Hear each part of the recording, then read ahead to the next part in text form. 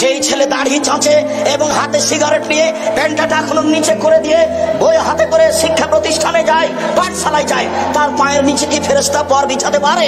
যে মেয়ে নগ্ন পোশাক পরে আসকারা মাস্কারা চোখে মুখে লাগিয়ে রং মেখে একজন পতিতালয়ের মেয়ে সেজে নখে নেইল পালিশ দিয়ে লম্বা লম্বা নখ রেখে ভুরু চিকন করে রাস্তায় চলে বিদ্যার নামে, তার পায়ের নিচে কি ফেরেশতা পর বিছায়? তাহলে রাসূল সাল্লাল্লাহু আলাইহি ওয়াসাল্লাম যে বললেন আইনাল মালায়েকাতা লা তাজু আজনিহাতাহা রিজালুন তালিবুল ইলম, পৃথিবীর মানুষ শুনে রেখো, নিশ্চয়ই ফেরেশতাগণ যারা বিদ্যা অর্জন করে তাদের পায়ের নিচে পর বিছায়। তাহলে সেই বিদ্যা কোন বিদ্যা? শুধু তাই নয়, মুহাম্মদ সাল্লাল্লাহু আলাইহি ওয়াসাল্লাম আরো বলেন, মনে রাখো পৃথিবীর মানুষ আইনাল আলিম ইস্তাগফিরলাহু মান ফিস সামাওয়াতি ওয়া মান ফিল আরজি ওয়া হিদান ফি জাওফিল মায়ে, যারা বিদ্যা অর্জন করে তাদের জন্য ক্ষমা চাই যা কিছু আকাশে আছে, তাদের জন্য ক্ষমা চাই যা কিছু জমিনে আছে, তাদের জন্য ক্ষমা চাই গর্তের মধ্যে পিপিলিকা, তাদের জন্য ক্ষমা চাই পানির মধ্যে মাছ, সারা পৃথিবীর জীবজন্তু কীট পতঙ্গ পদার্থ জড় পদার্থ যারা কিছু পৃথিবীতে আছে সবকিছুই সেই বিদ্যা চর্চাকারীর জন্য আল্লাহর দরবারে প্রার্থনা করে, আল্লাহ তুমি তাকে ক্ষমা করো। তাহলে সেই বিদ্যা কোন বিদ্যা? যে বিদ্যা দাড়ি চাচা শিখায়, যে বিদ্যা ধোঁকাবাজি শিখায়, যে বিদ্যা প্রতারণা শিখায়, যে বিদ্যা ফাঁকিবাজি শিখায়, যে বিদ্যা আল্লাহকে অস্বীকার করা শিখায়, সেই বিদ্যা কি এই বিদ্যা?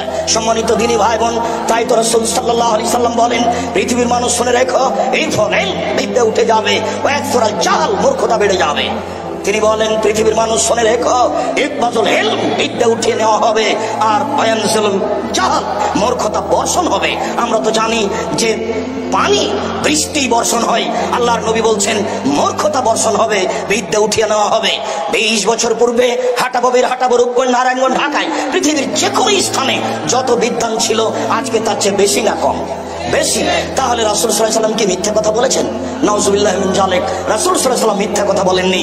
যে বিদ্যা দিয়ে আল্লাহকে চেনা যায় না, যে বিদ্যা দিয়ে হালাল হারাম বোঝা যায় না, যে বিদ্যা দিয়ে আল্লাহর অসন্তুষ্টি অর্জন করা যায়, যে বিদ্যা দিয়ে ধোঁকাবাজি, ফাঁকিবাজি, শয়তানি, জুয়াচুরি, লুটতরাজ শেখা যায়, সেই বিদ্যাকে রাসূল সাল্লাল্লাহু আলাইহি ওয়াসাল্লাম নাকচ করে দিয়েছে। আমরা বলি না বাংলা শিখতে হবে না, আমরা বলি না ইংরেজি শিখতে হবে না, আমরা বলছি মূল বিদ্যা হচ্ছে কোরআন হাদিস, আর আনুষঙ্গিক প্রয়োজনীয় বিদ্যা হচ্ছে বাংলা ইংরেজি। একটা বিশ্ববিদ্যালয়ে ভর্তির জন্য 100 নাম্বার পেতে হবে কোরআনে, আর যখন 20 নাম্বার পাবে ইংরেজিতে তাকে পাস করে দিতে হবে। যদি 90 নাম্বার কোরআনে পাই তাহলে তাকে পাস দেখাতে হবে না। একটা বিশ্ববিদ্যালয়ে শিক্ষক আছেন, যিনি ইংরেজি পড়াচ্ছেন তার বেতন হবে 40,000, যিনি কোরআন পড়াচ্ছেন তার বেতন হতে হবে 1 লক্ষ। তাহলে সেই বিদ্যাটা বাস্তব মানুষ বুঝবে ও জানবে।